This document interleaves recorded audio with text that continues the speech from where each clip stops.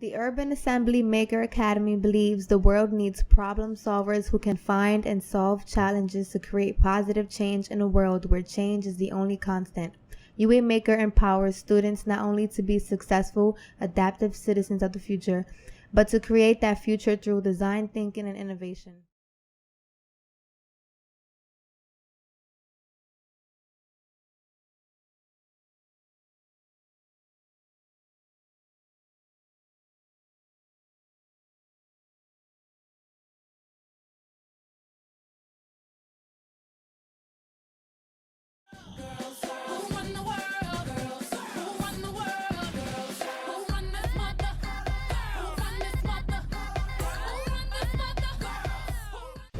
My name's Luke Bauer. My name is Shamir Smith. My name is Shandrika Griffin. Urania Reynoso. My name is Nia McGinnis.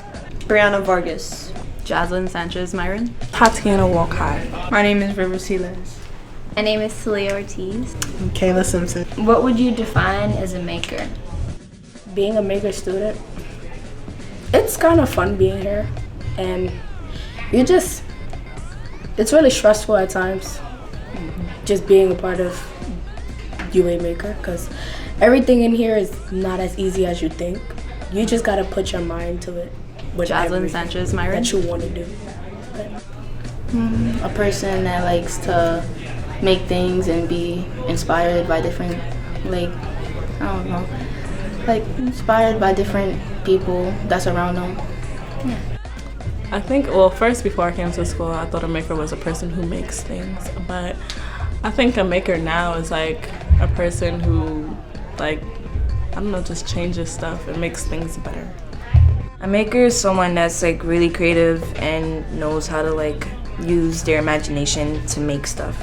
Maker is someone who creates something usually not invented before using their resources. So how does the design thinking process prepare you for the world?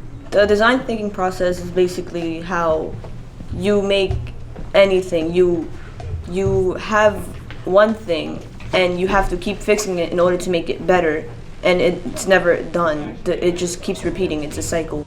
Set of steps that are take it step by step, just to help you organize, and because I'm very disorganized, so if I follow the steps,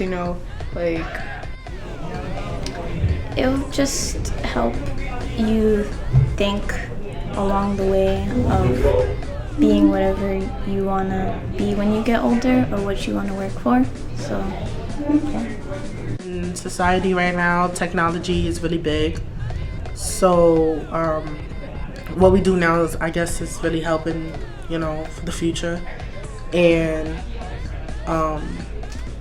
for me, I feel as if if I'm doing something trying to figure out something, what happened to a species of animals or whatever, I'm gonna need a computer, and I'm gonna need to know how to, do a data chart, and then, divide it and all this other stuff, so, yeah.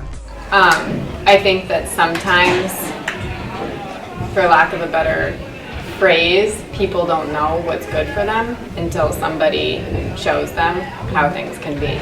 And I find that in my work with young people all the time. I'm oh, do this thing, and they're I don't want to do this thing. And I'm please do this thing. I'll take you to the thing. I'll drag you to the thing, and then once you're at the thing, you can tell me you don't want to do it, but I think you're gonna think it's cool.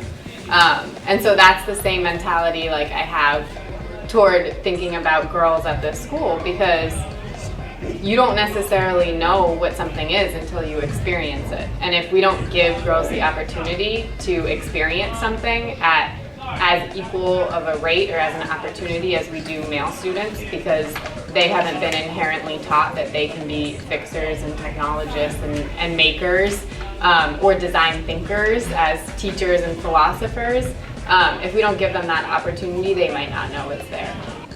I think it's important for me and for students to have a continual conversation about design thinking, because there's no right or wrong answer, and that's something that I like to continuously encourage, that there's sort of steps that you think about in design thinking, but sometimes you might have to go back to something, you might have to refine something before you can evaluate.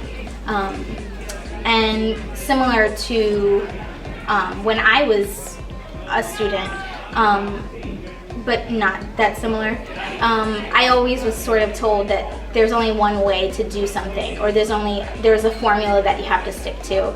But I think we're sort of moving away from that with design thinking, and that we're using a way of learning and a style of learning that allows you to sort of move away from that sort of model. When I think about what a maker is, I think about someone that's a creator of products and a creator of solutions, not just a consumer. And when I think about what people think about the word maker, I think that there's a misunderstanding that because we teach code and because we teach computer science here at our school, that somehow limits the people that can apply, and that some girls might not apply to our school, and that it's just a school for boys. The thing that I want to make very clear is that what we're actually teaching here is design thinking, which is a way to process the world and solve some of the largest problems. And that in itself is something that's applicable to any type of career or any type of college that you might want to go into.